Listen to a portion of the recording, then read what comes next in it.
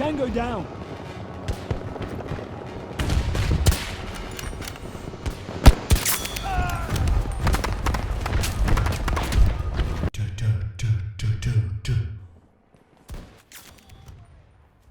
Hello my friends, this is Roger Splish and I hope you're having a great day. Today we're gonna talk about the Battlefield 2042 beta, and I have to be honest with you, I didn't think that I would play this until the 8th of October, but I did buy the EA Play Pass that I've had before, which is actually something I could recommend if you can afford it, a monthly cost of course, but then you're able to play a lot of games, and also as in this case, get in earlier when it comes to the beta of Battlefield 2042. That is therefore giving me the opportunity to play quite a few hours now and getting in a bit early to see and feel how the game is playing. As you know, it's anticipated, or a lot of people is looking forward to this, and it didn't reach my expectations so far in the beta, and that's what we're going to talk about. To be honest with you, I am a bit disappointed. I come from a background of playing a lot of FPS games and also the whole freaking Battlefield series from the start. So with that kind of experience and also perspective, I want to try to talk about what I didn't really like in the game. And as you can see already, we're getting into the part where we have a lot of bugs, and sure, it's an early build, and which is not so flattering. I was hoping that they were able to give us a later build, since they tweeted yesterday that, well, they're doing amazing progress when it comes to the game and so forth.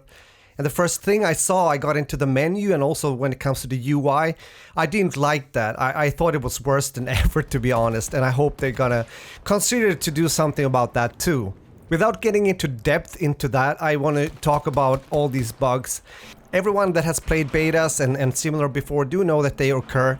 Unfortunately, in this time around, it's so many. I know it was a bumpy road already back when it comes to Battlefield 4, for example, and it turned out pretty well. I still kind of like that game.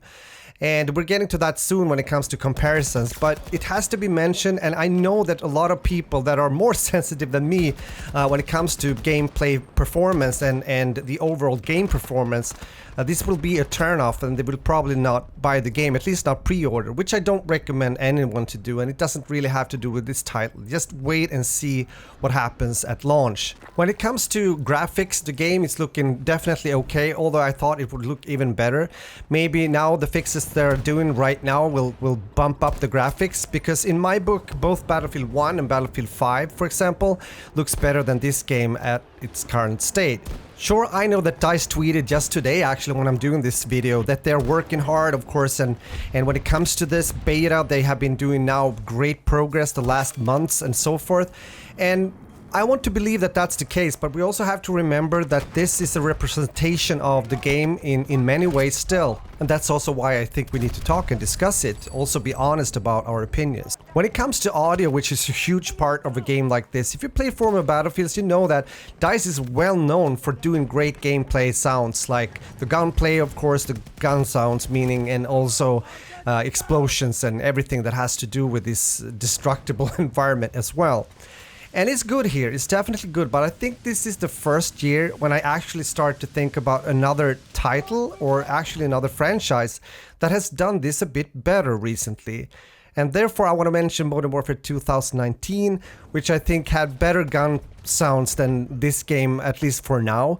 And I also mentioned that game because I do think that there was quite a few Battlefield players that also went over and played Warzone, just because of the weapons and how they feel and how they sound and so forth. Because when we have been talking about the audio related to gunplay, we need to talk about the guns, and the actual gunplay as well. I usually play as a sniper in most FPS games, and Battlefield is no exception. However, when I tried out the only sniper available here in the game, it felt very light. I was expecting something more with the characters, such as an AX-50 if you played Modern Warfare, HDR, you know, that kind of weight and maybe even sound. But this is more towards, and sorry DICE, but this is more towards guns that I've used when I've been playing certain free-to-play games. That is necessarily not a bad thing. It can be fun to snipe in this game so far as well. But I have to say, I do miss that sound, for example, from Battlefield 1 when you get your headshot. that is so satisfying, and you can't find it really here. But what bothers me right now is the inconsistency when it comes to gunfights, where I get a feeling that I sometimes almost need to empty a whole magazine to kill the enemy. This has to do, of course, also with the time to kill and depending on where you're hitting the opponent, if it's around the head or the body. I am well aware of that, but I'm talking about something else. And then the other scenario is when you drop really fast just from 3 bullets. And I'm not sure if this has to do with the netcode, because it's well known that the Battlefield series has had problems before with netcode. So if that's the case, I hope they can fix that along with other things such as lag in the game. I tried to check out the weapons, and especially when it comes to like the pattern of the actual spray or the recoil. It's not so much recoil when it comes to most weapons, but the weird part is that even though you understand how the gun, for example an assault rifle, is spraying here, it feels as sometimes when you get in a situation, it's almost as if there's some kind of bullet spread. And I don't like that. It makes it so inconsistent once again, if that's the case. It's just a feeling I have. I haven't really read or heard if that's confirmed. It also has to be said that it can sometimes be hard to see the difference between a friend or a foe visual-wise, because there are 4 specialists right now that you can choose from, and that means that you will see those in many places, meaning like clones all over the map, and therefore it can be hard to determine whether they are a friend or a foe. You do have the small dots above their heads, like for example here you can see that it's red for the enemy, but it doesn't show up all the time. And yeah, so again, it can be something that will cause problem later on. Let me know what you think about this. The fact that they have these kind of specialists instead of the like regular factions that you can clearly see the difference in between might be an indicator that they want to monetize on this, meaning having customization options for these characters. I'm just saying, it might be so.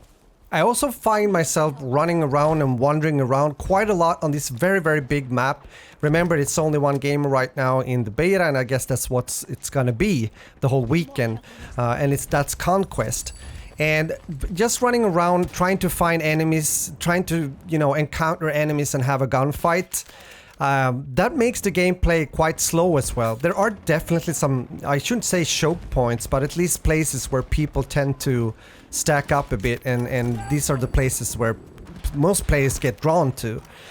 But for me it gets a bit slow, and I often see a lot of vehicles such as helicopters and a tank here and there and so forth. And I guess if you'd like to play these vehicles and rack up maybe 25-30 kills by doing so, then well, that's great, that's satisfying for you. But yeah, even though it's up to 128 players on PC, it kind of gets a bit lonely from time to time. This also has to do with the fact that I'm not a huge fan of Conquest, and that has to be added to the equation. Nevertheless, I do prefer game modes such as Rush, for example, where I feel that me and my squad are doing like a bigger difference, if that makes sense, especially since I do play mostly as an infantry guy, you know. And with that said, it's also some new game modes that might be interesting for you coming soon into Battlefield 2042. And I really looking forward to check them out as well. And a lot of things here has been on the negative side, and I do know that some of you guys really like this, and I'm just happy for you, and I hope you're gonna have a great experience with the game. I am sitting back a bit and I'm waiting to see the final product, and I hope it's gonna be good, and I hope they take their time now to fix what has to be fixed, but also maybe take into consideration the feedback from people like me or others that are, you know, giving their honest opinions about what they feel about the beta. Now have a great one here when I'm flying in towards the tornado. Game on, and have a great day, my friends. Thanks for watching. Later.